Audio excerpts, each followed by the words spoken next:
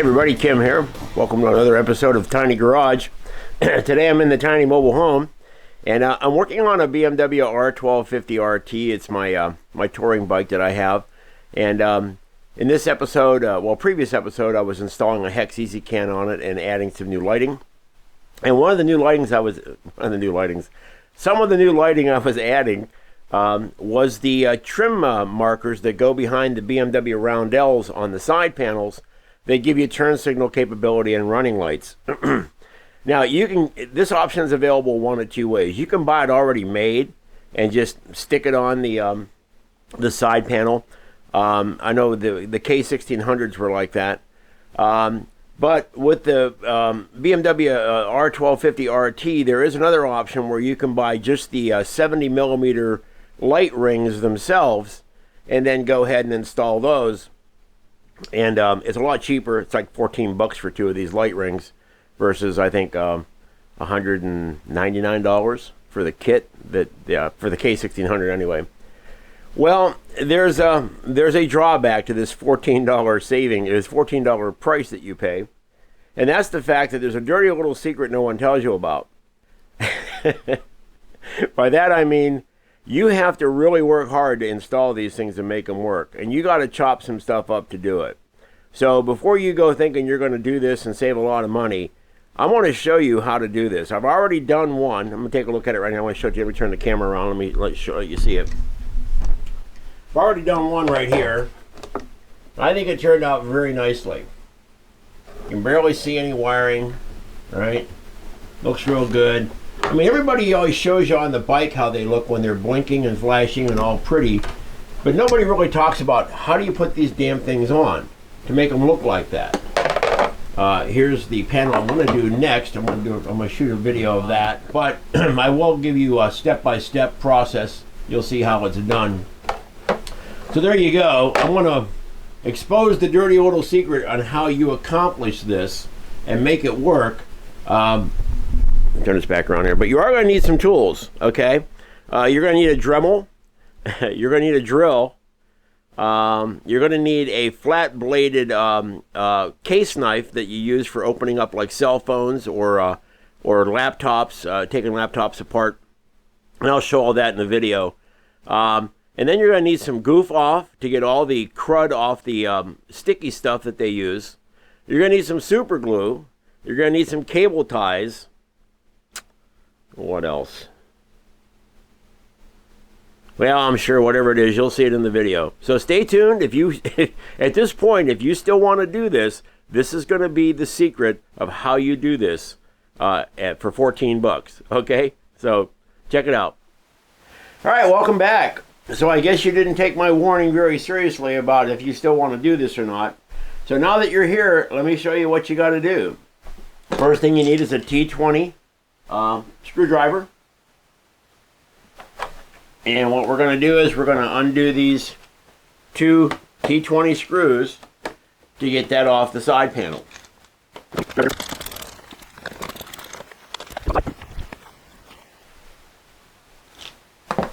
Alright, there we go.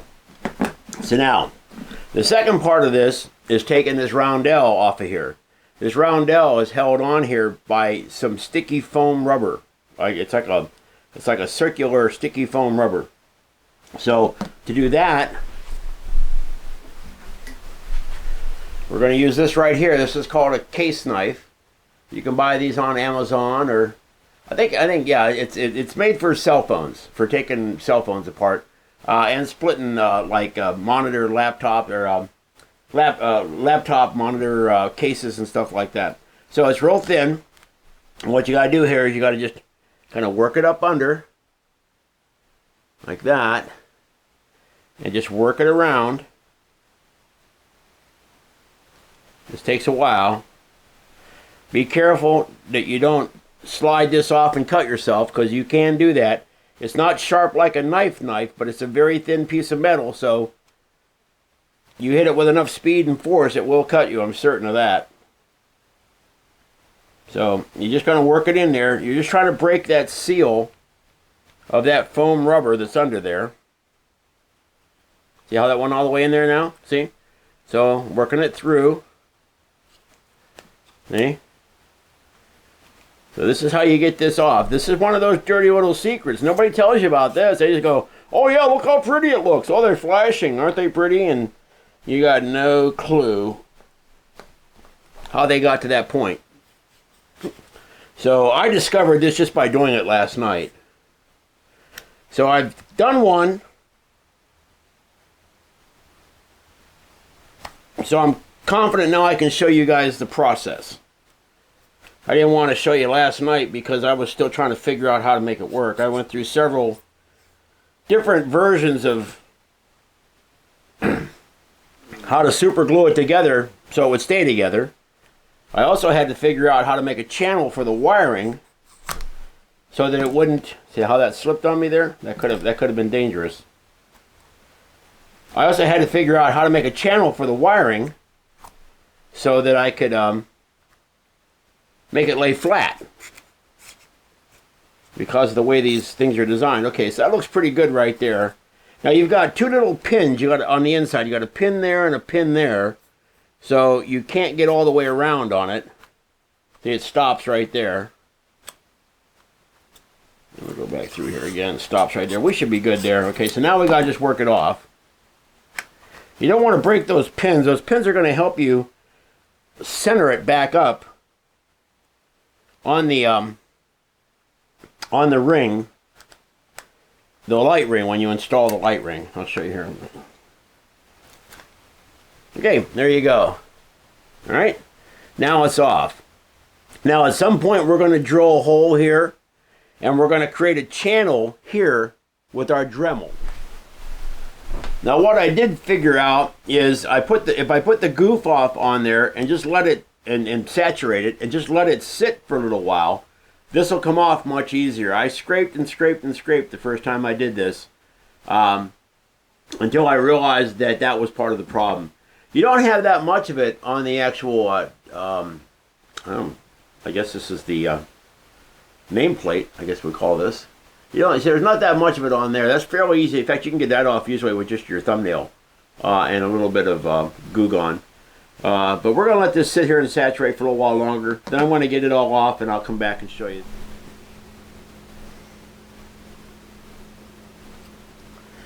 So I let it sit for about 20 minutes.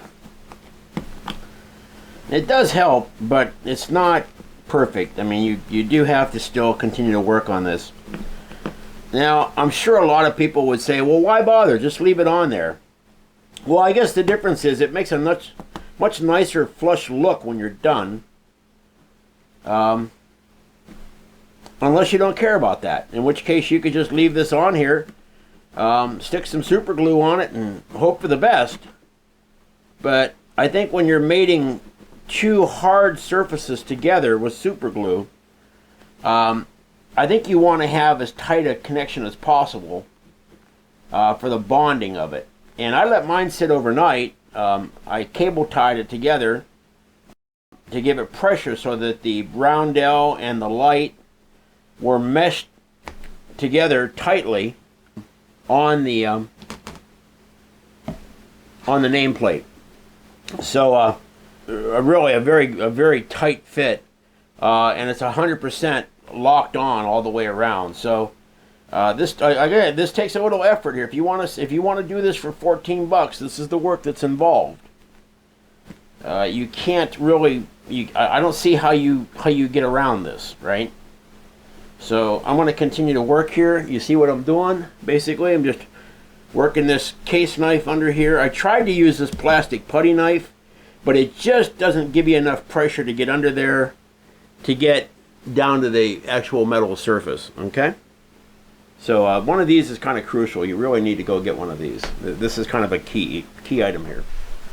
All right, welcome back. So now that you've got all this cleaned off, you can see this looks pretty good. I mean, it's not 100%, but it's probably 99.85. That come out real well, obviously. Okay, very clean. So we want to get that clean for two reasons. Number one, when we eventually super glue this to that, if you notice those little posts just barely fit in that ring, which is a good thing. Actually, this fits better than the other one. The other ring that I used, this kept popping out. So that's almost an exact perfect fit. So hopefully it's going to be like that with yours. It makes it much easier to lay the super glue on. Sorry, it's early in the morning here. Sunday, Mother's Day. So so now, yeah. So this right here, as you notice, this has this wire. This wire is kind of in a bad spot. When you that's not going to lay flat. Okay. So what you have to do is you have to Dremel out a channel on the bottom. You don't want to do it in the top because you don't want to see any of the wire from the top. You want to do it on the bottom. You're gonna Dremel out a channel. I did mine almost exactly in the middle, and when we get done, I'll show you that.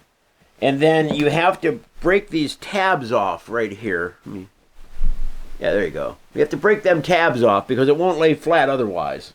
See, it does that, right? So you got to break them off, and you might have to sand or Dremel them down as well to where they're flat. Because the whole point of this is when you run this wire, pull this apart here. When you got to drill a hole in here to run this wire through to get here to get through the side panel of the bike's side panel. So that's what we're going to do next. We're going to go ahead and we're going to use the Dremel tool here. And we're going to Dremel out a spot for that channel to that, so it would channel like that and lay flush. So I'm going to show you a couple seconds of that, and then I'll just show you a photo at the end. But now I guess it would help if it's plugged in. So now I'm going to spend a couple seconds showing you how to Dremel this, and then I'll just post a photo of the completed process. But if you have this type of Dremel tool, and you got this little circular end on it right here, it's got the little, it kind of looks like a drill bit, but I'm sure there's a name for it. It just escapes me at the moment. Anyway, so what we're going to do is basically, let me see if you guys can see that okay? Yeah. Now we're just going to just work on making a channel here.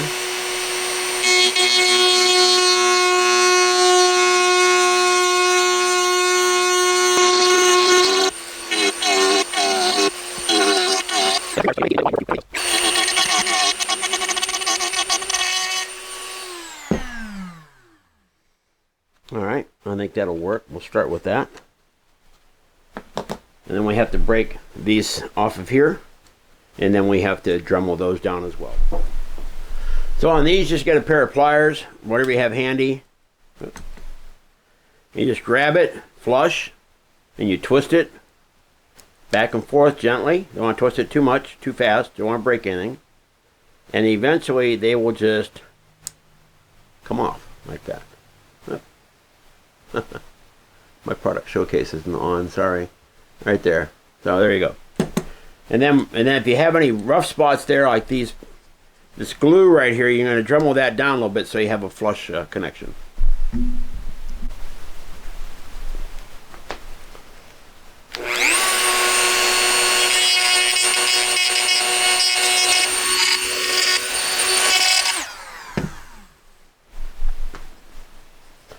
Now we'll do a test fit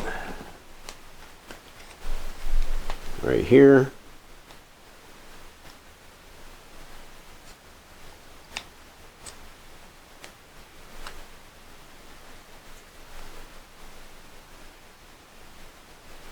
Looks like our channel could be a little wider to accommodate that. See on the inside there, see how that lays down in there like that? This is good. But up there, still a little wonky. So, okay, so I had to widen the groove out a little bit right here. I don't know if you can see that or not very well. Hopefully you can. I can zoom the picture in, I'm sure. So, so now it all fits, and when you clamp it down and super glue it, it'll be tight like that. But keep in mind that's on the bottom, so you won't see it from the top. And that's what you have to do. You have to make that channel. I had to widen it out at the bottom here to accommodate the way it kind of pulls around before it goes straight. But don't worry about this. You don't see any of this right here. This is all going to be hidden by everything. Okay? All right. Now that we've got all that done, now we have to drill a hole. And I'm using a 3/8 bit which basically is exactly the right size for that end to go through. So you do have to use that size. And I'm going to go underneath here. So I'm going to go basically right there in that little quadrant right there that it's giving me.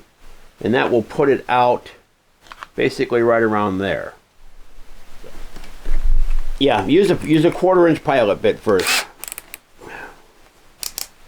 to get through there.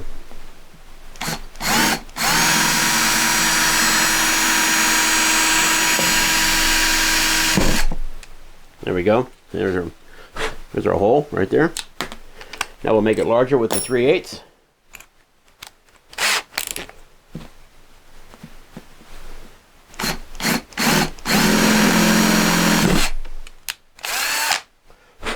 There we go. It came out right where we wanted it. So now, this would go through there.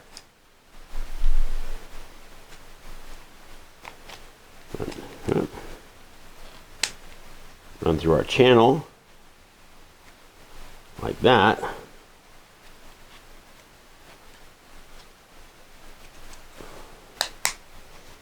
You know, this actually fits in here kind of perfectly.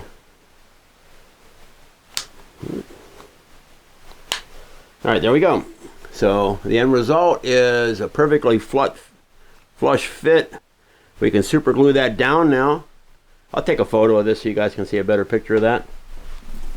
And then we're going to super glue everything. All right, so one thing about working with this kind of super glue, it's Gorilla super glue. I bought it specifically because it has a brush. And it takes a little longer to set up than normal super glue. So it's a little easier to work with. You have a little more time than you would normal super glue, which is what you're going to need in this process. Okay. So the first thing I'm going to do is I'm going to put some super glue on the back side of my ring, and then I'm going to attach. I'll put some on the roundel. I'm going to attach them together, and I'm going to cable tie them down to the nameplate.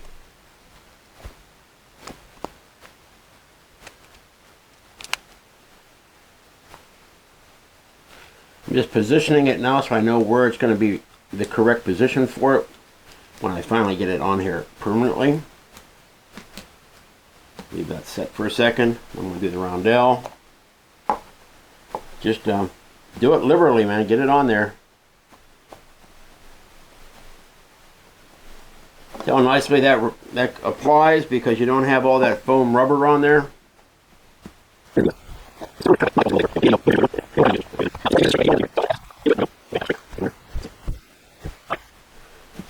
Now I'm going to take, this is why you have these. You could use one big one if you wanted to. I don't have one big one handy, so I'm using two small ones. Basically make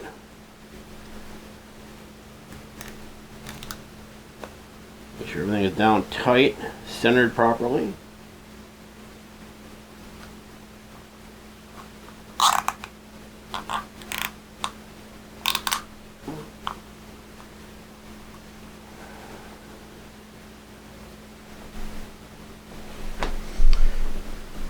So there you go. As you can see now, see how flush it is right here across the bottom, and that's why we have that's why we put our channel in there for that. So it's very tight across here, tight across there, all the way around. So we're gonna leave that sit for a few hours. Let that super glue do its thing, work its magic. Keep the pressure applied so that you have no gap of any kind, and all that will set up properly. See, it looks like it's straight up and down. Yep. All right. So that's the hardest part of all this. Here, let me get back to looking at you guys for a change. Here. Yep.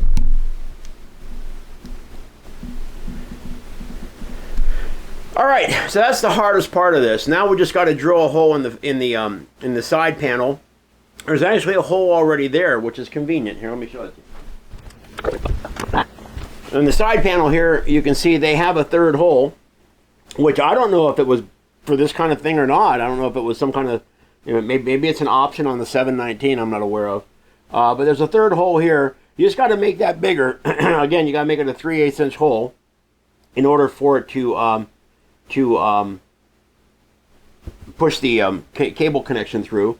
And then on the back side, you need to get some sticky Velcro, and sticky Velcro on this so that this will stick to it like that when you have it plugged in, wherever you want to put it, doesn't really matter. And then on the end of here, you want to get some spade connectors and put on the end of your wiring, so when you take your side panel off, you can disconnect this, and that way it'll always be one connection. Okay? So there you go. I'll show you the finished product here at the end once the super glue sets up.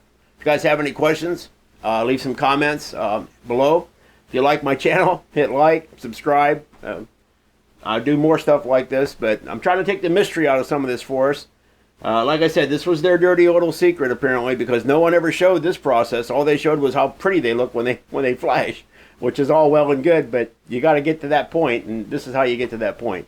Now, if you have a recommendation, if you say I'm doing this all wrong, and my God, here, let me show you a 10-minute process, then make a video, because I haven't found that one yet. This is the only way I know how to do it. This is the way that I came up with. So I hope it works out for you guys as well. Take care.